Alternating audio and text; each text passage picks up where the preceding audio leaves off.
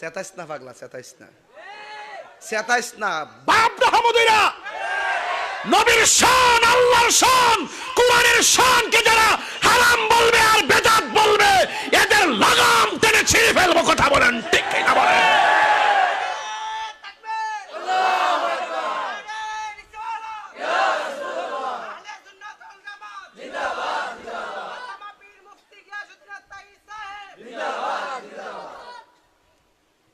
সব জায়গাত আঙ্গুল দিবা না।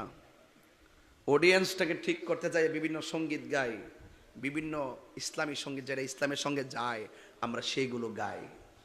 আজকে আপনাদেরকে ওই সমস্ত মানুষগুলো আপনাদের ব্রেনকে ওয়াশ করে আমাদের কাছ থেকে ডিভাইড করে রাখছে, কিন্তু আমাদের মনটা এত ছোট না, মনটা অনেক বড়। আরে আমরা যে গজলগুলো গাই সেই গজলগুলো অনেকে গায় না, কয় এটা বেদাতীদের গজল, নবীর শান, এটা বলে বেদাতীদের গজল।